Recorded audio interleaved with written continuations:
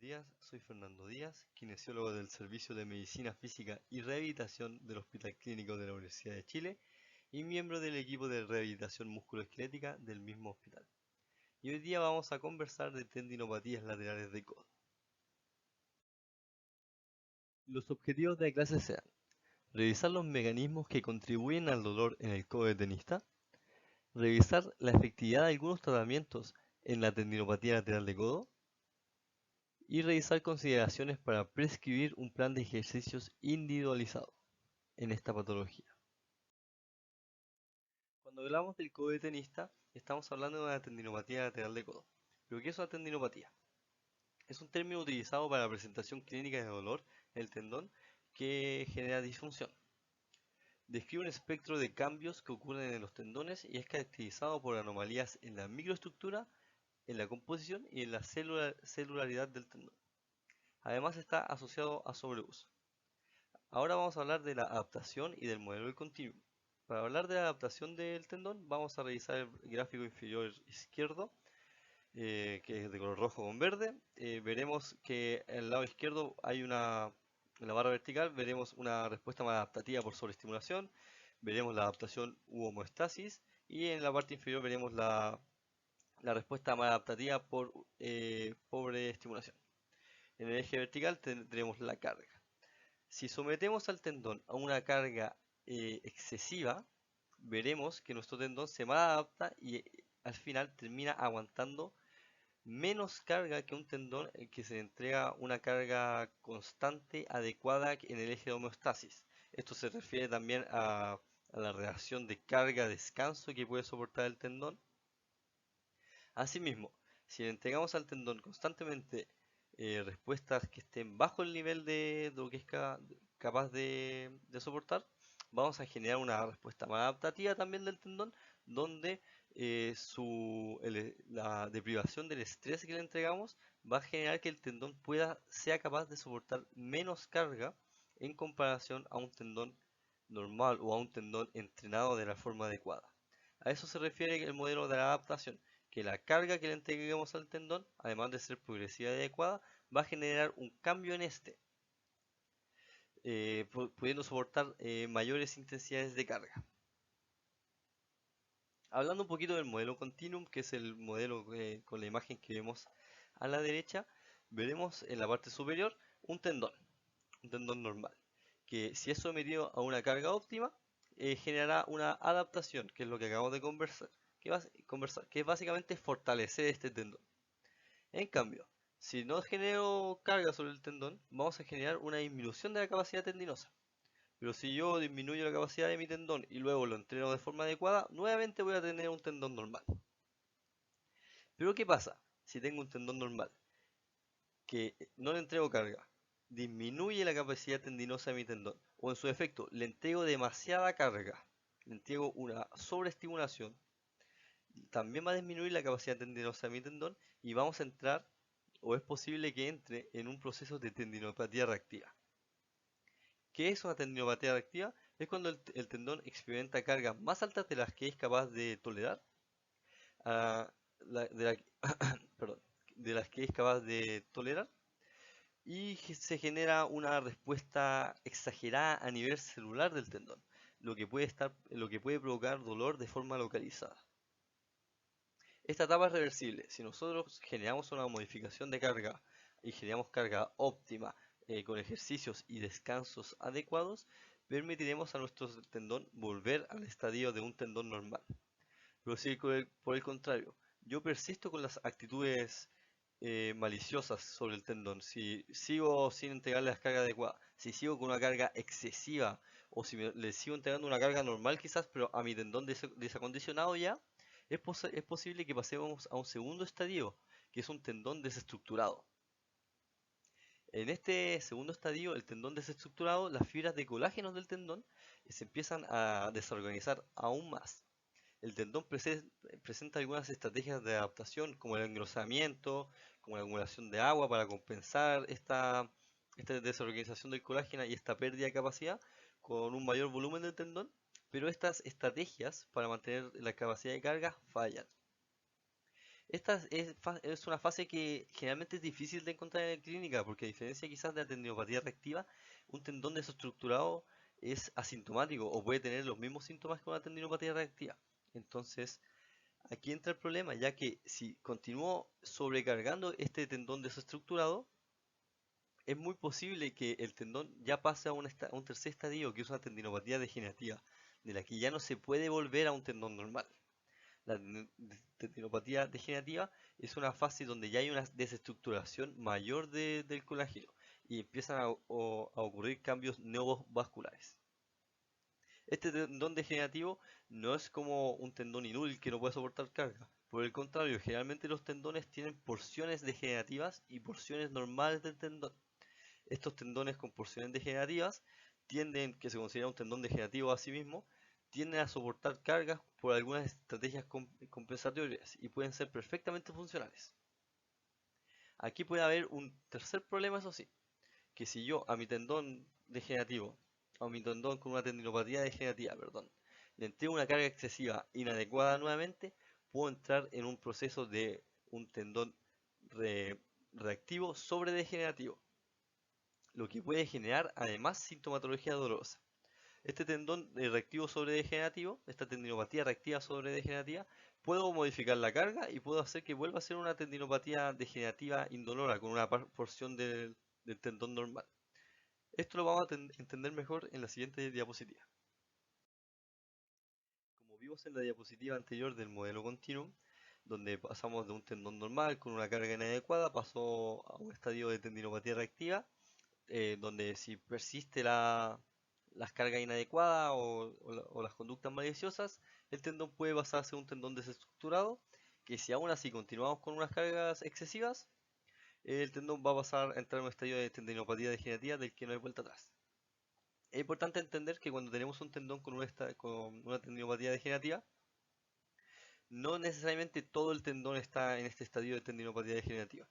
Como vemos en la imagen de la izquierda, en el círculo verde superior, por así decirlo, tenemos una porción normal del tendón y una porción degenerativa. Aquí entra otro factor en juego, es que yo este tendón que tiene una tendinopatía degenerativa, si aún así le entrego una carga excesiva, puede ocurrir una presentación clínica que es una tendinopatía reactiva sobre degenerativa, que es que esta porción normal del tendón pase a una porción reactiva, como vemos en el círculo inferior de la misma imagen. Y aquí entra en juego de nuevo la carga y la rehabilitación, porque como vimos en el modelo continuo que estamos viendo a la derecha, el círculo azul, la tendinopatía reactiva, el siguiente paso es un tendón desestructurado, y el siguiente paso de un tendón desestructurado es una tendinopatía degenerativa. Entonces, en este estadio mixto, donde tenemos una tendinopatía reactiva sobre degenerativa, tenemos que entregar una carga adecuada para fomentar que esta porción del tendón que pasó a un estadio reactivo vuelva a un estadio normal, para fomentar que la mayor parte del tendón se encuentre en este estadio que es capaz de mecánicamente y estructuralmente capaz de transmitir las cargas. Esto es bien importante de entender, ya que no, por así decirlo, hay que dar por perdido un tendón, sino que es siempre importante que el tendón se adapta mucho y en cualquier estadio en que se encuentre el tendón se adapta mucho a las cargas. Obviamente depende del estadio en el que esté una tendinopatía, es la carga que nosotros le vamos a entregar. Hablando un poco de la epidemiología de esta patología, podemos ver que es entre 3 a 6 veces más prevalente que la media de las tendinopatías. El 5% de la población que sufre esta patología al año puede generar una baja laboral en promedio de 29 días años, lo cual genera un gasto social súper importante. Se ha descrito una duración de entre 6 a 48 meses de duración. Obviamente los casos que tienen una duración mayor o excesiva, por así decirlo, tienden a evolucionar en casos de dolor persistente o pacientes con dolor crónico, por así decirlo. La recurrencia es algo súper común también, es una patología que tiende mucho a que las personas dejan de hacer alguna actividad o la actividad que les genera dolor, el dolor baja porque no están haciendo actividad por el reposo entre comillas, y dicen, ok, me siento bien, vuelven a realizar la actividad que antes les generaba dolor y vuelve a doler. Entonces perfectamente podrían consultar varias veces a un centro de salud o podría ser una patología de ya de larga duración que nunca fue tratada. Hablando como del porcentaje de población que se somete a cirugía, es bastante menor, de hecho no es el tratamiento primordial. El 5% de la población que sufre esta patología requiere cirugía.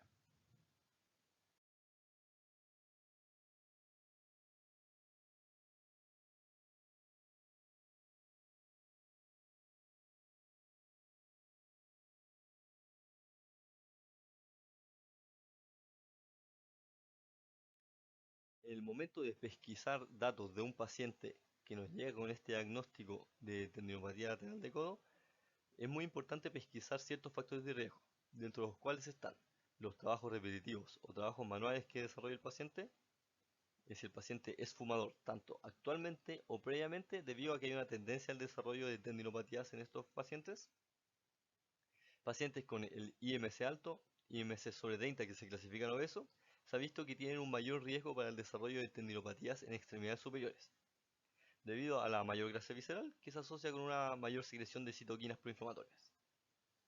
El uso de medicamentos, estatinas y fluoroquinolonas. Se ha visto que las estatinas pueden causar una tendinopatía reactiva en un tiempo promedio para que ocurra esto es cerca de 10 meses después de haber comenzado a consumirlas. Suele ser una de las causas principales para el reemplazo de la estatina. Y las fluoroquinolonas, que es un antibiótico, también se ha visto que sugieren un desarrollo de tendinopatía reactiva aguda en cualquier tendón, tanto extremidad superior como extremidad inferior. Inclusive puede llegar a causar una rotura. Se ha visto que el tiempo promedio para que esto ocurra es de 8 días después de comenzar a tomarla y puede presentarse hasta 6 meses después de dejar de tomar las fluoroquinolonas, por lo que es un dato bien importante a recabar en la anamnesis. También existe un factor genético en el cual no podemos influir, que es el gen COL5A1, que aumenta el riesgo para desarrollo de tendinopatías, tanto de extremidad superior como extremidad inferior. ¿Cómo es la clínica de un paciente que llega con el diagnóstico de codo de tenista? Obviamente estos son solo algunas guías, pero puede variar de persona a persona. Dolor localizado en el epicóndilo lateral. Generalmente los pacientes son capaces de señalar el área del dolor. Aquí es súper útil utilizar un mapa corporal donde los pacientes pueden rellenar el área que les duele. También es normal que sientan dolor irradiado hacia antebrazo, muñeca, mano y dedos. El modo de aparición de los síntomas puede ser o de origen insidioso, que tiende a ser de origen insidioso, que va apareciendo de a poco, pero aumenta después de alguna actividad específica. Por ejemplo, jardinear, un uso excesivo eh, con un aumento no progresivo, o aumenta de cargas de entrenamiento también no progresivas en casos de deportistas. Pero también existe aparición de síntomas de origen traumático. Y acá hay que prestar atención si se presenta con un origen traumático. ¿Cómo sería la sensación del paciente? Como sensación de que algo se sale de golpe, como un chasquido. El origen traumático se asocia con un desgarro del espesor completo o del tamaño importante del extensor común, por lo que vamos a necesitar imágenes en caso de que nos llegue un paciente así, debido a que el tratamiento es diametralmente distinto. Son muy sensibles a la palpación, importante poder discernir entre un cuadro agudo con dolor en el extensor común o con síntomas de sensibilización central como hiperalgesia mecánica, térmica o alodinia. Los síntomas empeoran con la actividad. Generalmente la actividad que duele es el grip, el agarre. eh, y importante destacar que el agarre, como la prensión que uno hace con la mano, apretar el puño, suele ser peor cuando se extiende el codo versus que cuando el codo está en flexión. Esto es debido a que cuando el codo está en extensión, el tendón se estira y se comprime contra el epicóndilo mientras realizamos una contracción. Por lo mismo es bien importante evaluarlo y compararlo. Otra característica clínica es que las pruebas resistidas son dolorosas. Hay dolor a la extensión resistida, a la prensión, a la extensión del dedo índice. Y también los estiramientos de la masa extensora pueden ser dolorosos. La flexión de muñeca más extensión de codo también es una evaluación clínica útil. Ok, nos llega un paciente y sospechamos de una tendinopatía lateral de codo. ¿Qué consideraciones tendremos para el examen físico? Esto después de hacer una anamnesis, de recabar datos. En el examen físico, ¿qué haremos? ¿O qué no podemos olvidar? Dentro de las cosas que no podemos olvidar es la realización de las pruebas específicas para esta patología. Realizaremos el test de Cosen, el test de Mausley, idealmente combinados. Podemos realizar una evaluación específica para los extensores de muñeca o de antebrazo. Esto lo podemos hacer con un test de Daniels quizás, resistido, o como propone el doctor Tyler Nelson, utilizar un dinamómetro que se conecta al celular para evaluar con una medida tanto en kilogramos o newtons ambas manos y comparar si hay una diferencia significativa. Como podemos ver ahí en la imagen, está realizando una extensión y ve el dato que le entrega la tablet. Pero el único test con una validez clínica fue descrito por Dorf, que es la fuerza de agarre con una presión en un dinamómetro, que se compara en codo en flexión versus extensión. Dorf vio que una disminución del 5 al 10% al comparar con el codo flexionado versus el extendido es entre 80 y 90% sensible para el diagnóstico de tendinopatía lateral de codo. Recuerden que los síntomas van a tender a empeorar con extensión. Esto es súper útil para evaluar y para reevaluar sesión a sesión para que el paciente vea progreso también.